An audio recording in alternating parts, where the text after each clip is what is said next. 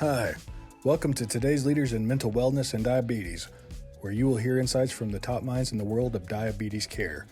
Hosted by Dr. Char. Hi, Kate. How are you today? Hi, I'm doing great. How are you? Good, good. Thank you for joining me. Yeah, thank you so much for having me. I'm excited. Well, I have a few questions and then we'll just chit-chat a minute about our little community and our world of diabetes. I love that you say we're more than our highs and our lows. So you're my friend already. It's easy when you've had this a long time, right? To get pigeonholed into that. And we are so much more.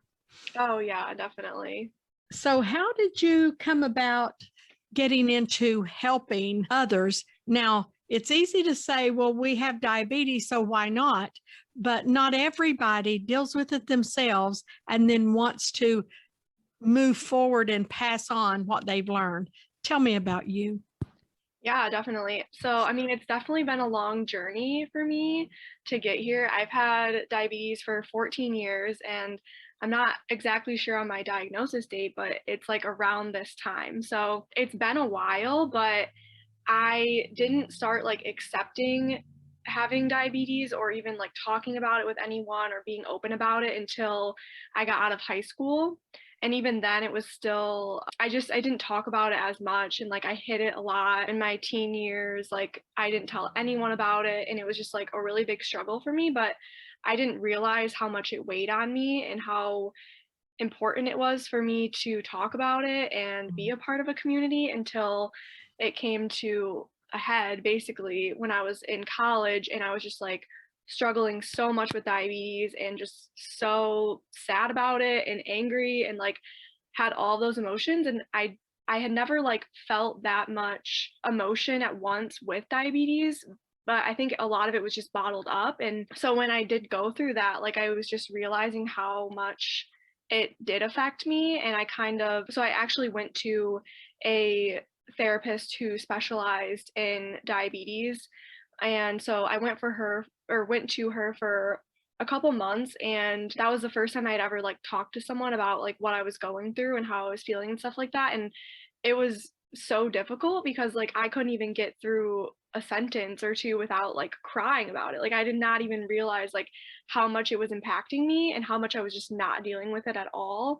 So even from there, it was still a journey for me to like get to where I am now and be like talking about it more openly. But I think that just recently, like I have wanted to talk more about mental health with diabetes and mindset, even because I think that it takes a lot to even become aware of like the thoughts that you have when you check your blood sugar and it's high or low, or it's been high for like 2 days, and all those things, or even just like people staring at your pump.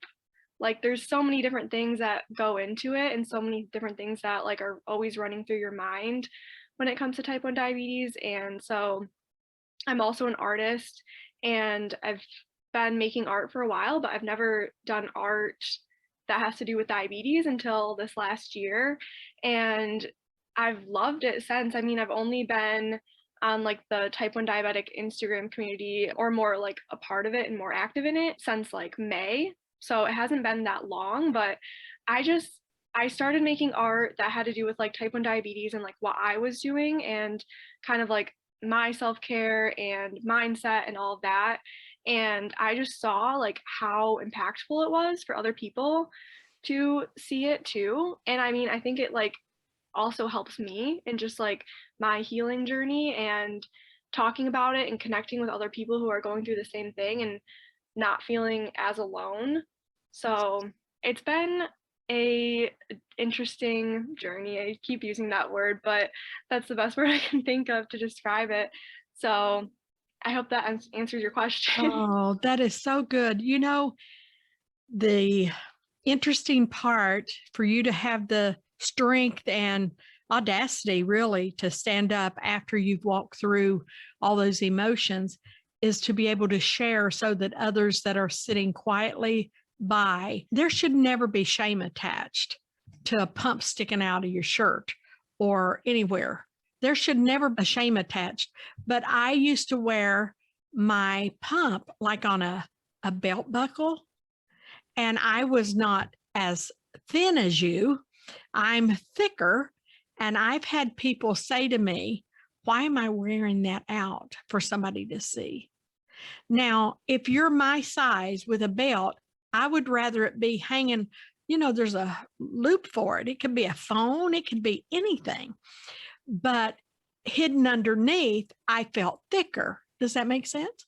Yeah. And yet people say, who would have that strength to look at you and say, why do you wear that out for people to see? So you know what it made me think? They thought I wanted attention for it. Why would I want attention for a dang pump that I had to get insulin through to keep alive? But anyway, my point is, thank you for bringing attention to it, because shame should never be a part of this. And that is so huge that you can address it freely, because when you address it and you get it out in the wind and the air, it can't live. It can't grow. So thank you for that. Yeah, of course. I remember putting mine under my shirt, and then I didn't feel comfortable because there's another bulge. I should never have to do that. Yeah, I completely agree. And so that's big of you. Yeah. So what age were you? Do you mind telling me? Yeah, I was 10 years old when I was first diagnosed. And so the emotions that you've shared with us that you have, I'm sure a therapist has helped you identify and work with and move on from. And that's the point to leave with someone today. Of course, my specialty is diabetes, and my specialty is anxiety and stress, and wonder why I like helping in those areas. But kudos to you for finding help. When someone goes and gets a diagnosis, if they're a child, I've had mothers drag those kids to therapy and they're not wanting to see me and they're not amenable at that point. So you have to find your own time. But that's a great, not just story, but it's a great lesson to share. So that knowing that the emotions you felt, some people feel anger, and where you hid away, some people would get out and be an advocate with the anger. What made you choose the kind, or is it just your nature, rather than, you know what I mean, like carry the sign and tell people for whatever reason you shouldn't be treating people like this? What makes you be the kind of girl that draws a face on your hand and then you close your hand and here's another face? And you remember that one that you posted? Yeah. I mean, that could be that diabetes girl, right? I don't know what you drew that up, but that could be that diabetes girl there when it's low, there when it's high. This is how my mood changes. Yeah. What made you use art for it? Well, I mean, it wasn't until recently that I started doing that. But I mean, the main thing is like growing up, like I really just felt super alone. I didn't feel like anyone could understand what I was going through. And I also just felt really misunderstood. Like from a very young age, I remember people just not understanding what type 1 diabetes is. And that's something that a lot of people say is like, we get a lot of ignorant comments about like, can you eat that? Or whatever it is, like, did you eat too much sugar? And that kind of like, I felt like that placed blame on me. Like I did this to myself. And I was like mad that people would think that this was my own fault. And I think that's a lot of the reason that I like shut down and never really said anything about it. I didn't want to talk about it because I didn't want people to misunderstand me more and feel more alone and all of that.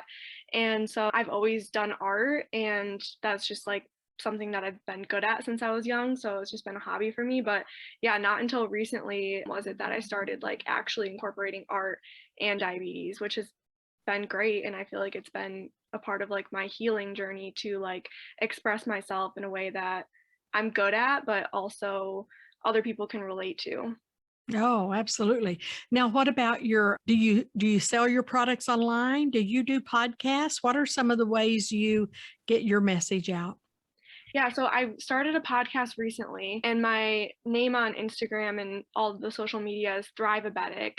So yeah, with that, I kind of went like all in with it. I was like, I'm gonna try a podcast and like keep making art for it. So I don't currently like sell anything, but I just have that account where I'm like making the art, and then I'm thinking about going some different directions with that. I'm not quite sure.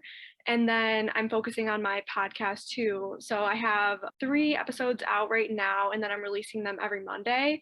And I've really enjoyed that too, just because it's cool to talk to other diabetics and kind of like get their perspective and how it's affected them and what they've done to overcome it too. So that has been great so far. It's called Thrivabetic on like all the major podcasts. Well, I'm networks. cheating a little by asking about it. I wanted you to get to share it, but I already found it. Yeah. And I love the name. Did you come up that with yourself, or did you have a marketing team help you find No, it? yeah, I just came up with that. I started my Instagram account like a year ago, and it was going to be called The Numbers of My Life or something like that. Oh, And that was just going to be about like, the blood sugar numbers that you have and kind of like what we deal with on a daily basis. And so I've had that account for a year, but I hadn't really like used it or anything like that. And then I was thinking more about like doing art for diabetes and stuff, and that just kind of came to me, and I liked it a lot because I love that. Thriving, diabetes. because that is great, that even the idea of thriving instead of just surviving. It seems as though when we're diagnosed and the world's looking on with their, sometimes I don't want to be too harsh with them, because sometimes if they're not familiar, how do you not be familiar with diabetes these days? 1 out of every 3, somebody around you has it. How do you not know? But yet people that doesn't know, their looks and their stares may be more just curious than not. And imagine the art that you can do around that to inform. Now, mean people, you just can't fix that. We just have to learn not to pay attention, not to take it in, and here's the hand, right? Yeah. But people that are just uninformed, that art, I mean, I have no idea why you made that hand, but I can think of 50 diabetes things to do about that. Yeah, it's so And funny that you stories bring to that up. tell. Yeah, because that one I made like forever ago. So I think that's like way back on my Facebook page or something like that. But that's funny. Oh, that I you just loved it. I think it was Instagram that I saw, maybe not. I'm so good at technology, it could have been anywhere. But I think that would be an awesome little kit to sell to type 1 kids. Oh my God, sell them a little paint, give them a little instruction sheet, and make a few dollars and help kids be able to tell their own story. I think that's amazing. I loved it. I thought for sure it was part of the plan. No, I mean, yeah, I think that post was from like probably 4 or 5 years ago, maybe more. I have no idea.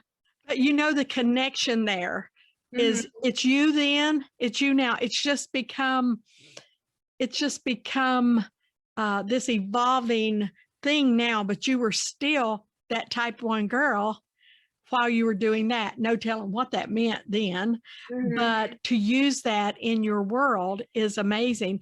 And I can see the different faces on that, how we could do with that. And we have to. Now, we wore a mask long before there was a pandemic. Let's face it. If we, as diabetes patients, carried emotional stress and strain and anxiety and our self-worth and everything, if we had all of that and we just picked up our day and ignored the diabetes, and it's not our job to stop and inform everybody. Mhm. But yet, if we didn't want to one day and somebody sees a pump and they see you in an ice cream shop, for instance, and you may be eating the sugar-free ice cream. And again, you may be having a day that you just fell off the wagon. Who knows? What if you were having a low and walked in off of the street just to get anything and put it in your mouth? So it's not our job to inform everybody. sometimes we just ignore them. And that would be the perfect little hand to hold up. And so with the business end of it, being young and probably very astute with technology, how hard has it been to grow your community and get yourself going in this artsy world where technology is where it's happening today? Yeah, well, luckily I went to school for advertising, so I know a lot about just like social media and how to get found on different social media platforms. And since I grew up with social media too, I know quite a bit about it. So that's been really helpful, just knowing that, and then want to be an entrepreneur. So I just know a lot about like keywords and hashtags and all that type of stuff. So I've learned a ton about it just from like YouTube, even like podcasts and all those different things on how to get found and build a community. But the interesting thing is that like I've been learning that I graduated from college 2 years ago, and then I've learned from there I've learned a lot more about like social media and stuff like that as well. But it's just interesting because I already had all of those tools and all those things that I knew how to do to get found on social media. And then it's interesting how it's coming together now in my life, because I've tried other things with like different accounts and growing my art that has had nothing to do with diabetes, and it's worked okay. And I can see how it's helpful to know things about social media and get found and stuff like that. But I have never had the type of success on social media that I had then, with what I have now with the diabetes account. Like, I just think that it has a different energy to it, and just like sharing my story, and because this is something that I'm so passionate about and know so much about and can help so many people, I think that has been a huge difference in getting myself out there and all that. So it's been great so far. Well, it sounds like it has to do with your passion, your abilities, your skills and abilities, as well as there's a world who, for so many years, I don't think we had the correct training. I don't know if that, or I'm just glad we have a new world of new training that is helping us understand it better. And it's more accepted to get help. You know, we're not expected to hide it as much. And the information we get as far as even the nutrition, there's so much that you have to choose which one fits me best. There's more than one good model. So which one suits me best? And so with that being in the side of it where it could be fun with the encouragement, with the podcasting and with the art, you've got a unique spot in it as well. Yeah. And I know if you sell that art, I'll be a customer. Just to know that a type 1, I don't care if I even knew what it was. I don't care if it's abstract and I don't know what it means. If a type 1 did it, and it's somebody I've learned to be in their community and I've built a connection with, why wouldn't I want it? So yeah, and then you're in a community where it's so broad. There's so many of us. We're trying to reverse it, right? Everybody's trying to reverse it, but the type 2s that are out there trying to reverse it, I get on page with them because I want to at least make sensitive everything that's there and do the best I can with mine, take the lowest amount of insulin that I can and be healthy. But when I saw a picture of you, wasn't it you that I saw walking to end type 1? I've done a couple of the JDRF walks. So what is the plan for not reversing, but ending it? How is the plan in our world to end type 1? Just more medical? Yeah, I mean, I have no idea. Like, it's interesting because when I was diagnosed at 10 years old, they had told me there was like for sure going to be a cure within the next 5 to 10 years. And I feel like they've told every new diabetic patient that in the last 10 years. And yeah, I mean, I know they're still working on it and doing research and all of that. For me personally, I feel like I would love a cure, obviously. Any type 1 diabetic or any diabetic would love a cure for this and for it to end. But I think that at this point in my journey, I have definitely come to a point of more acceptance with diabetes and just kind of like, I don't always have it on my mind that maybe there will be a cure tomorrow. It's more of just like, this is what I live with, and I've lived with it for a long time, and I can keep living with it for a long time.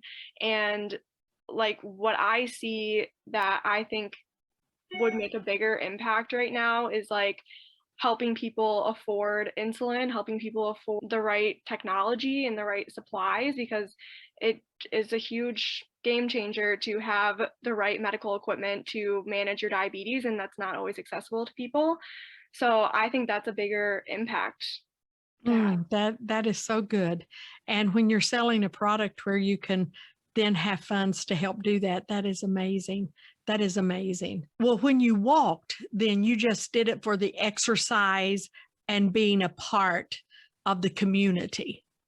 Yeah, I've been involved with JDRF since college. I did an internship because my minor was nonprofit in college. So I did a internship with JDRF, and that was really cool. It was cool to like see what they do in their mission, all that type of stuff. So yeah, I had just known about them like for a while, and I know that they do the walks every year. So I was a part of that. And that was the first time that I did art for diabetes. Like I forgot about this. My freshman year of college, when I did that walk to raise money, I sold paintings, and then like all the proceeds I donated to JDRF. Oh, see, Yeah, it's so all I guess coming I have. together. It's coming all together. Yeah. Well, I'm walking and doing those kind of things. And as I walked this morning, I was thinking, where could I walk? Who could I walk with around here? What can I do? And the only thing I had heard about was this run in New York City with type 1s. I'm like, first of all, a marathon, isn't that 26 miles? And run, I'm doing well with this almost 3-mile neighborhood walk. So I did notice your t-shirts and your walking. So you've been participating outside yourself, helping others for a long, long time, haven't you? Yeah, I would say so. I mean, since college, for sure. That's awesome. I've slowly become more involved with the type 1 diabetic community, and even more so now. So it's been great. That's so good. That's so good. Now, you were saying for 10 years, they've been talking about a cure. I have been almost 50 years with diabetes. And when I was diagnosed, it was basically a death sentence. It's almost like the language was so sad that I don't know how to explain it. Maybe it was just the people I was around, but it was almost like there's no getting better from this. And as a matter of fact, earlier, just a few years back, I had a heart specialist, a literal heart specialist, who very kind, he meant to be kind. And he said to me, you've lived a good, healthy life, and you will die of this. So just enjoy.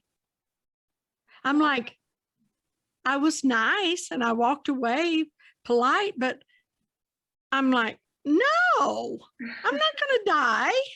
I don't have to die, no. Yeah. I don't know when I'm going to, but it's not today, sir.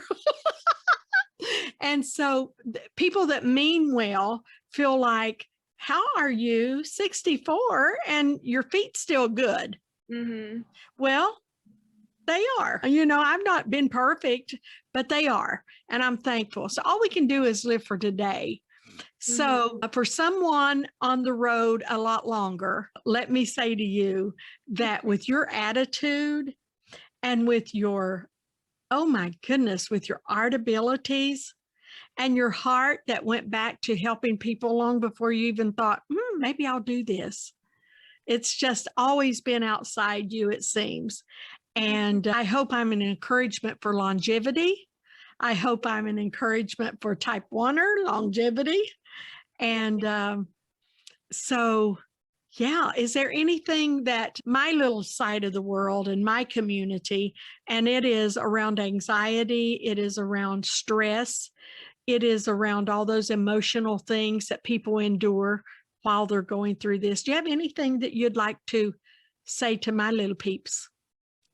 Yeah, well, I think that my biggest struggle has been mental health around diabetes. And I think that's a lot of people's biggest struggle is like they don't realize how much they're impacted by just the mental draining that it takes on you. So for me, like I would just say that working on your mindset and even just like becoming aware of what you're thinking and what you're feeling when you are dealing with like the highs and lows and just not feeling good about having diabetes is super important to just become aware of it first and then work towards becoming more positive about it. And this is a big thing for me too, is that it's not like it's not easy for anyone to go from like hating diabetes and feeling so sad and depressed about it to all of a sudden like they're super positive and all that. I think that like affirmations mean well, but the biggest thing for me has been like if you think of it as like a scale of like your emotions, like negative emotions and positive emotions, is just like trying to move up to like feel a little bit better each day and to try to like shift your mindset a tiny bit. I made a post a couple months or a couple weeks ago about diabetic neutrality, which is kind of similar to like body neutrality, where you don't really like feel positive or negative about it. It's just kind of like an accepting state.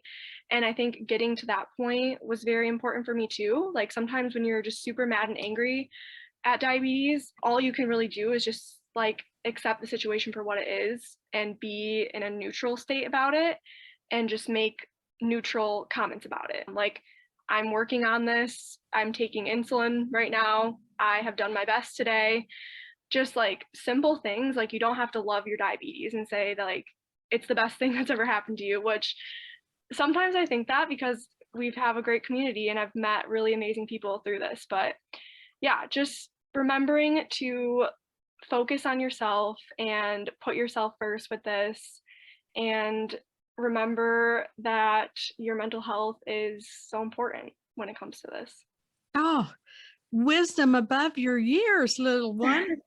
That is precious. That is so, so good. Where can people find you to follow you the best? Because everybody that is in our world have their days of, I would throw this out the window if I could. Mm-hmm. And other days you're not, it doesn't have to be depression to be just, ugh. You know, it goes, and then you're so happy with your world. You know, we don't have personality disorders. We just have emotions that are varied and wide. And so where could people follow you so that some days when neutrality is what they need, they know they can make a click here and hear some encouragement from someone who knows? Yeah, so I'm most active on my Instagram account, which is at Thrivabetic. And yeah, on there, like you said, I post a lot of my art right now. A lot of it is just inspired by other diabetics and them telling me about how it makes them feel. Like sometimes they are more like negative posts about diabetes per se, but it's really just like relating to people. Like it is nice to see that and see that like you're not the only one who's thinking that or going through that. So some of it is more like encouraging and like here's some good like self-care tips, but other are just like this is the reality of diabetes. This is what diabetics deal with every single day. So I'm on there. TikTok, I do on and off. It's also at Thrivabetic.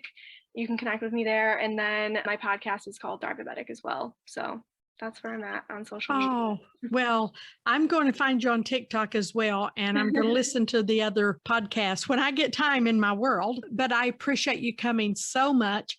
And I think the little hand on TikTok, bring it up. I'm going to watch for you to bring that hand back to this present moment. Oh my gosh. Well, now I'm going to have to post it so everyone knows what you're talking about.